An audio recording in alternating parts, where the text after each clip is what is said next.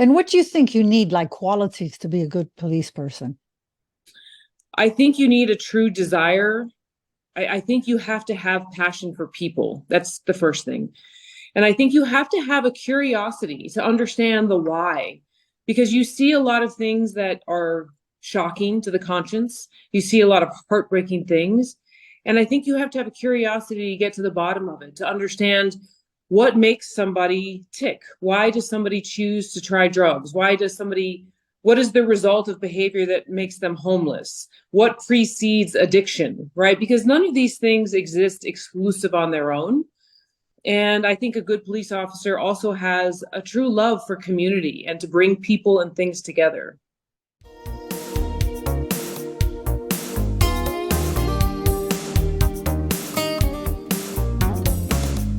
Welcome to the Excellent International Leadership Podcast. Your host today works with the world's leading experts on international leadership, helping them find purpose and implement their vision. She's a master certified coach and facilitates a mastermind for CEOs of international companies. She's the author of 3 books and works with Nestle, Novartis, and even the United Nations. She's especially good at helping executives fast track to the C-suite. Welcome, Dr. Katrina Burrus. So, what does leadership look like in a male-dominated environment? So, let's ask Sasha Larkin. Welcome to the Excellent International Leadership Podcast. I'm your host, Dr. Katrina Burrus, and today we have a very special guest, Sasha Larkin. Sasha, welcome. Thank you. Thank you so much for having me. So you're exceptional in many different ways, because also you're a woman. What we perceive, or maybe a lot of the audience perceive, is a male-dominated department, okay? So tell us a little bit first, what made you interested in getting into the police department? Honestly, I've wanted to be a police officer since as far back as I can remember, since I was a young girl. I fell in love with the TV show Chips. And it was a really great 1970s, 80s show based on the California Highway Patrol. And I used to watch it with such enthusiasm and curiosity and really a sense of completion when I watched it, because I felt like service mattered, service to people that needed help, that were in a space in their life where it was their worst moment. And these police officers showed up and they saved them, or they influenced them in a positive way. And that's all I ever wanted to do. And so when did you start? How old were you? I was 23 when I joined the police department. I went into the police academy following college, and I took a year to do what every great college graduate does. They go bartend. So I went up to the Bay Area and I bartended for a few months. And then I moved to Las Vegas. Actually, I moved to Las Vegas to be a classical ballet dancer in a Vegas show. Wow. Yes, Wow. I worked at the Stardust in Enter the Night and had a wonderful, wonderful experience. And so from there, you went to the police I did. department? From there, I was working at a restaurant during the day, and I was recruited by some of the folks that used to come have lunch at the restaurant I was working at. And they said, "Hey, we're hiring. You should come work on our police department." And I said, "Well, I think I'm going to go to graduate school first. I want to maybe go to the FBI." And they were like, "No, no, no, just come on a ride along. We'll pay for you to go to graduate school." And I was like, "Oh, well, maybe that might work out." Uh-huh. So I went on a ride along, and it was so exciting. And they were running call to call, and it was such a busy night. And I was totally, instantly, and completely hooked. And what do you think you need, like qualities, to be a good police person? I think you need a true desire. I think you have to have passion for people. That's the first thing. And I think you have to have a curiosity to understand the why, because you see a lot of things that are shocking to the conscience. You see a lot of heartbreaking things. And I think you have to have a curiosity to get to the bottom of it, to understand what makes somebody tick. Why does somebody choose to try drugs? What is the result of behavior that makes them homeless? What precedes addiction, right? Because none of these things exist exclusive on their own. And I think a good police officer also has a true love for community and to bring people and things together. Yes, okay. But so you do see a lot of hard and difficult situations. What do you need personally to sort of make to be less stressed when you see that? That's a great question. And I wouldn't have been able to answer that 25 years ago. But the truth is, you need the power of assimilation. And in complement with that, you need resilience. People often think about what are the qualities of a police officer, and the easy answer is courage or integrity. And yes, those are all true. You need those are values, I believe. But the quality of assimilation is the ability to take in sensory input or food or anything for that matter and digest it and get rid of that which no longer serves you. And if you don't do that, it becomes compounded or layered trauma. And it's what we believe it has led to the increase in suicides, in divorce, in cancer, in all of these things that left untreated, compounded trauma will get the best of somebody. And then resilience is the ability to pick up your bootstraps time and time again, day after day, even after you've seen the worst in humanity, and to bounce back with the same love, the same passion that you did the day before. Wow. Okay, that's very well expressed. So, and do you think that there's a less? I believe there's less women in the police department than there are men. Why is that? Mm. That is an age-old question, Doctor. We've spent a lot of time looking at that. I've had the great fortune of having wonderful female mentors that came before me that had it much harder than I did. 50 years ago, to be a police officer, you had to be male, 6'2". In many states, you had to be white. Well, I'm none of those things. I'm a 5'8" Hispanic female. And so to see how they paved a foundation for us to stand upon and grow upon, I'm so grateful for that. We, across America, we're about 10 to 12% women in policing. It varies from city to city. Here in Las Vegas, we're about 10.5, 11% commissioned female on the streets. They have a little bit higher number in the jail. And then, of course, we have wonderful civilian women that support us in our efforts, which, listen, without my assistant, I would be nowhere. And so we don't want to exclude them because they are just as much, if not more, part of the team. But I think the reason you see less is balance. If I had to sum it up in one word, it would be the art of balancing. And what do I mean by that? I mean that a lot of women think you can't have a fulfilled relationship. You can't have children. You can't be the mother of your home. And listen, let's be honest, there is an aspect of danger and not coming home at the end of the day. And many folks, many women are willing to make that sacrifice, which I completely understand. It is become inherently dangerous on the street. I see. So it's the risk factor that, and being a mother of children and staying at home and balancing the work and being a mother. You're saying that's. I think so. I think that, it's not necessarily a 9 to 5 job, right? We do sacrifice. We miss out on things, right? I don't get to pick my children up from school ever, unless it's my day off. I miss those moments. I don't get to be the class mom. I always joke with my kids and tell them I'm Amazon mom. If your teacher needs something, you let me know. I'll order it on Amazon immediately. But I can't show up at 2:00 in the afternoon on a Wednesday and show up for the Halloween party or the Christmas party. So I feel like a lot of women aren't willing to make that sacrifice, which I completely respect and understand. And to be fully transparent, I didn't become a mom until my mid-30s. So the early decade and a half of my career, when I was out there working the street, working swing shift, working graveyard, I didn't have to balance children. And I don't know that I would have done it as effectively if I had to do that balance. But it is possible. Many fabulous women do it across the country, across the world every day. So it is possible. I just started later in life. So what did you learn or have to learn to have that balance at mid-30s? I had a understanding already of policing, right? By the time I had 12 years, 15 years on the job, I understood enough about police work, the camaraderie, where I wanted my career to go.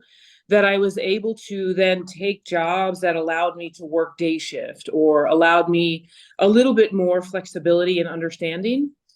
But I'll tell you this, I've never been sorry. It is, as far as I'm concerned, the greatest career in the world. Now we joke, listen, I'll never be a millionaire. I'll never, have stocks and bonds options through my work. But what I do have is a different day every day. What I do have is the chance to go into the community and learn what makes people tick. I get to learn about people's backgrounds and upbringings and find ways so they don't feel disconnected and separate from the greater whole, from the greater community. Because I believe when people feel separate from, it increases their desire for violence, their propensity for violence, radicalization, all of those things that we see plaguing our world. And I think we in law enforcement have a great opportunity to close that divide. So how does the police do that? We spend time getting to know who makes up our community, number one. And secondly, what do they need? Because we can't be so arrogant as to assume that we know what the Muslim community needs, the West African community needs, the Jewish community needs, right? I can't go in and just thrust my views and my desires and think that that's what they want as well. So we spend a lot of time asking, how can we serve you, right? What do you actually need to feel a greater sense of peace within your own community and more connected and understand the police department that serves you? Because I'll give you a great example. The first time my guys and I, many years ago, it was probably 2008, 2009, the very first time we went into a mosque. My guys couldn't understand why we had to take our shoes off. Why is that a thing? And they couldn't understand why we couldn't understand that we had to take our shoes off. It's just your shoes. Why would you not take them off? Right? Such a simple act became a point of contention. So we sat down together and I said, can you explain to us the tradition, the culture, or the sign of respect with taking your shoes off? And after they did so, my guys were like, oh, okay, yeah, no problem. Because in their head, they thought the shoes was they didn't want to get their floor dirty or, something very simple, where really it ran much deeper than that. So we spend a great deal of time learning about the community and in partnership, teaching them about us. And it's been really a recipe for success over the last 2 decades. And what are the teachings that the police want to give to the community? We want them to understand the why. Why, when we show up on a domestic violence call, do we have to do A, B, and C? Why do we ask the questions we ask? Why do we want to pat someone down? Why are we afraid that there's weapons? All of the things that, and listen, in the age of refugees and immigrants across our country, people come from various understandings of the police. In many countries, the police are corrupt or violent, right? You can pay them off when you get stopped on a traffic stop. Here, it is obviously very different. And so we have to explain to them who we are, what makes up our culture, and why we are different from where they come from. So we can remove that layer of fear. Another good example is in many of our area commands, especially on the east side of town, we have a higher level of immigrants or refugees from Mexico or Cuba or Spanish-speaking countries where they are afraid that we work in partnership with ICE. Well, we are not immigration, right? We do not enforce immigration laws. We do not stop somebody and ask them their immigration status. That is not our job. We are here to enforce the law as far as crime. And so people won't call the police if they're afraid that when we show up, we're going to whisk them away for their immigration status. So that's been a big hump for us to overcome, to teach them we're just here to serve and protect you. Your immigration status is your business. You deal with that with ICE and whoever, Customs Border Patrol. Right. Very good. So you talk about culture. Let's look at the culture of the Metropolitan Police. What is highly valued in a policeman at the Metropolitan Police? What is highly valued? Listen, if I had to describe our culture, it's the culture of accountability, and transparency, if I had to sum it up in 2 words. We really believe that in order to keep the trust of the public, and make no mistake about it, we, the police department, derive our legitimacy from the trust of the public. And the way we do that is by being transparent, well, both when we do something good and something not as good, and that we're accountable with our own behaviors, that we hold our police officers accountable, we hold ourselves accountable. And I believe that that is the cornerstone of being a world-class police department. And I do believe we are that. You know, we're the 6th largest police department in the country, maybe 6th or 7th, depending on hiring. And we serve a community greater than 2 million with 48 million visitors a year, Nellis Air Force Base, Creech Air Force Base, 15 of the world's largest hotels. I mean, this weekend alone, we're going to have major sporting events. We'll have big holidays, large concerts, and it's just common practice. And we do it over and over again. And in the middle of all of that, cops are out there fighting crime, saving lives, helping people, all of those things in cornucopia with each other. And it's really just such a wonderful place to work. Okay, so now I'm going to ask the reverse question. What would Sure. get you fired from the police besides Lying. corruption? Lying. We fire people for lying. If you're brought in for an official investigation and you lie, you're done. It's just, there's no negotiation about it. And obviously criminal activity, you get fired for, committing a crime. But we have no tolerance for people that don't have the integrity to tell the truth. And I think that is, if you can't trust us, then we're not doing our job. And if we can't trust each other, there's a major issue there. And I do believe in our system. And listen, it goes everything from minor things to use of force incidents. And it's a really neat time in policing right now because of the advent and integration of body-worn cameras. And it was a hard culture shift because the cops felt like we were trying to spy on them or we didn't trust them. But the truth is, those cameras catch them doing more things well than bad. Because those cops are out there doing the right thing. I believe that day in and day out. Do they use profanity when they shouldn't from time to time? Of course. Do they misstep from time to time? Absolutely. And do we catch that on body-worn camera? We do. And do we hold them accountable? Absolutely. But now the culture has shifted to where the cameras clear them from community members trying to say they did something inappropriate or cussed at them. And now they like having those cameras because I do believe 99% of the time they're doing the right thing. So what was the movement to have those cameras? What shifted to make that obligatory? I believe the public reached a point after incidents that swept across the nation that they wanted to know. They wanted that level of accountability. And honestly, it's a good thing because then we also have the ability to review incidents and learn from them. May they be officer-involved shootings, use of force incidents, anything where we can break them down and show the police officers, look, do you see how you went this way instead of that way? Do you see how you stood? Like we can really teach them and prevent further shootings or further poor incidents by using those videos. And I think it's a win-win, community and police. Okay, so, and you're also responsible for several departments. I mean, tell us a little bit about the different departments for those that the listeners that don't know the Metropolitan Police, and what particular skill set does it entail for you to have to overlook these different departments? I believe I have the best job on the police department. And I hope that they don't I hope nobody else figures that out because I get paid to do what I love every single day. And there's not a day that goes by that I'm not grateful for that opportunity. So there's 3. So our makeup from the top down is the sheriff, and he's an elected official. So it's really interesting because in 1973, the city of Las Vegas and the county of Clark merged to become one. So we used to have Las Vegas City Police, Clark County Sheriff's Department. But in 1973, which this is our 50-year anniversary, they merged to become the Metropolitan Police Department. So we have an elected sheriff, and we are not deputies. We are actually police officers. So we are a police department led by an elected sheriff, which I don't know that there's any other police departments in the country like that. And why that matters is because we have a lot more autonomy, and the sheriff answers to nobody other than the public. And it gives us the freedom to build programs and do innovative things without having to ask for permission for everything, which we're I think sets us apart.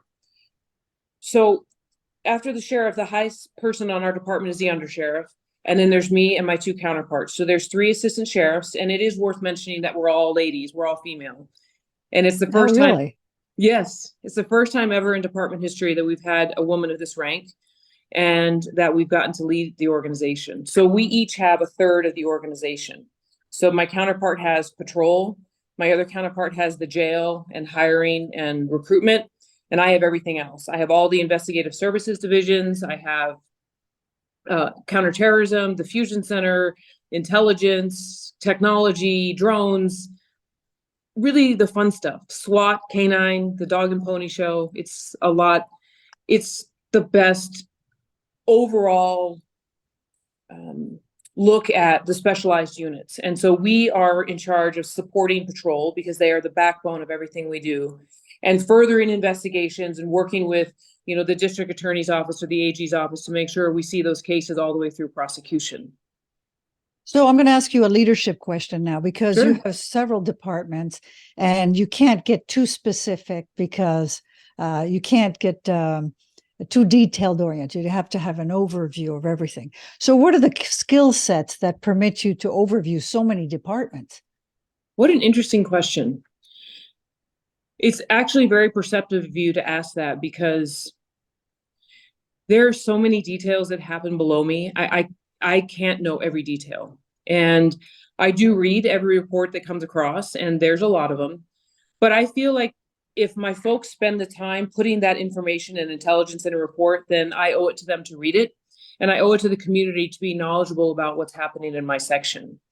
So the skill sets are, I have to trust my people, and I have to spend the time developing them to a place where I trust them. I have 2 phenomenal deputy chiefs that work for me and a lieutenant, and they are all masters of their craft. They spend an exorbitant amount of time reviewing case details and knowing the intricacies of what's happening on each homicide, on each sexual assault, on each terrorism case. And I rely on them to then brief me on those cases. And I have to assimilate that information and then regurgitate the highlights of it to my boss, because he's got 3 times as much information coming in at him. So I think if you ask about what are the qualities, it's patience, because there's a lot of information coming, and knowing that it's not going to, you can either be, we have a saying, do you want to be right, or do you want to be effective? And sometimes the rush for information makes us wrong, which then makes us not effective. Because that first layer of information that we get on a critical incident, on a shooting, on a major event, it's never always 100% right. So I've learned how to be patient, get the information, filter it out, double check it, and then push it up. After that happens, then orchestrating what happens next. What do we need to do to cover all of the bases? What do we need to do to close the loop so it's not a reoccurring problem? So I really look at my job as an orchestrator of information, of people, and getting them the resources they need to accomplish their mission. So it's a really interesting place to be, because I don't run my own investigations. I don't run my own sources, but I lead people to do that, if that makes sense. Very, very interesting. That's so we're coming to the end of our podcast. So I'd like to ask you 2 things. What would you tell your younger self about how to succeed like you did in the police department? I actually think about that question because I have 2 twin daughters, and I constantly want to give them information about how to not only be successful, but to remember their own happiness matters. I've always been a very serious, I was a really serious kid. I was a straight A student. You know, I studied martial arts and was a martial arts champion, but I was very focused and dedicated to my craft. And I didn't have, my fun meter at times struggles. I have a hard time letting go, or going out and just completely letting my guard down, or being very vulnerable.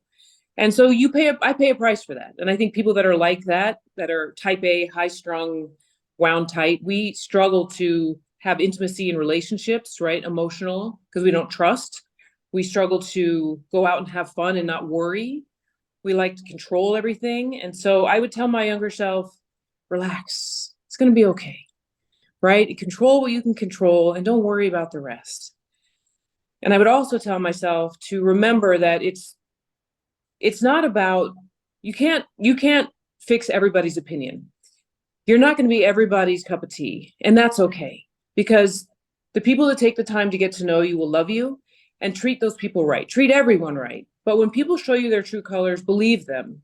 May that be positive or negative, and nurture those relationships and those friendships and those loves that give you the best of them. And I think that's important, because it's easy in this profession to not trust people. It's easy to just block them off. And the more layered trauma that we have, I think the more that we keep things and people on the outside. So that's been a big lesson of trust. What a wonderful information and wisdom you have. Thank you so very much for being on this podcast. It really has been very, very interesting. Thank you, for Sasha. having me. Thank you.